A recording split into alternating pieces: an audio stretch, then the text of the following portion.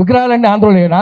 గద్దర్ విగ్రహం పెట్టినిస్తలేరు. హైదరాబాద్ ఖమ్మం కరీంనగర్లో గజ్జల స్వామి అంటే ఆయన 7 అడుగుల విగ్రహం చేసిండు. ఏడాది నరద నుంచి తిరుగుతుండు. గద్దర్ విగ్రహం పెట్టినిస్తలేరు. ఆదిలాబాద్లో అంబేద్కర్ విగ్రహం పెట్టినిస్తలేరు. హైదరాబాద్లో కూడా పెట్టినిస్తలేరు. కానీ ఆంధ్రలో బొమ్మలు అయితే వస్తాయి. రోషయ్య అడ్డుకున్న రోషయ్య విగ్రహం ఉంటుంది. ఎస్పి బాలసుబ్రహ్మణ్యం వాడు ఏం పాటలు పాడిన అన్ని బూత్ పాటలే. నీ అదనం మీద మందారా అని, నడుము మీద వడ్డాన అని ఇటువంటి బూత్ పాటలు పాడినోడు వాందా పెడతారు. చివరికి ఎన్టీఆర్ది కూడా పెడుతున్నారు. రేపు చంద్రబాబు కూడా పెడతారు, లోకేష్ కూడా పెడతారు, పవన్ కళ్యాణ్ కూడా పెడతారు విగ్రహాలు ఇక్కడ. కానీ తెలంగాణలో మాత్రం పెట్టినారు.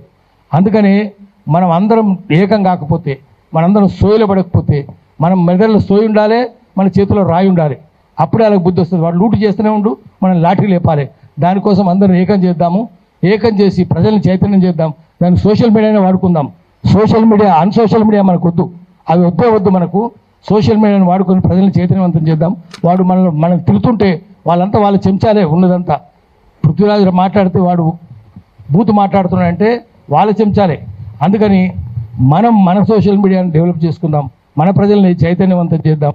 మళ్ళీ తెలంగాణ ప్రజాస్వామిక తెలంగాణ, సామాజిక తెలంగాణ నిర్మించుకోవడానికి కృషి చేద్దాం. విగ్రహాలన్నీ ఆంధ్రలోనా? గద్దర్ విగ్రహం పెట్టినిస్తలేరు. హైదరాబాద్ ఖమ్మం కరీంనగర్లో గజ్జల స్వామి అంటే ఆయన 7 అడుగుల విగ్రహం చేసిండు. ఏడాది నరద నుంచి తిరుగుతుండు. గద్దర్ విగ్రహం పెట్టినిస్తలేరు. ఆదిలాబాద్లో అంబేద్కర్ విగ్రహం పెట్టినిస్తలేరు. హైదరాబాద్లో కూడా పెట్టినిస్తలేరు. కానీ ఆంధ్రలో బొమ్మలు అయితే వస్తాయి. రోషయ్య అడ్డుకున్న రోషయ్య విగ్రహం ఉంటుంది. ఎస్పి బాలసుబ్రహ్మణ్యం వాడు ఏం పాటలు పాడిన అన్ని బూత్ పాటలే. నీ అదనం మీద మందారా అని, నడుము మీద వడ్డాన అని ఇటువంటి బూత్ పాటలు పాడినోడు వాందా పెడతారు. చివరికి ఎన్టీఆర్ది కూడా పెడుతున్నారు. రేపు చంద్రబాబు కూడా పెడతారు, లోకేష్ కూడా పెడతారు, పవన్ కళ్యాణ్ కూడా పెడతారు విగ్రహాలు ఇక్కడ. కానీ తెలంగాణలో మాత్రం పెట్టినారు.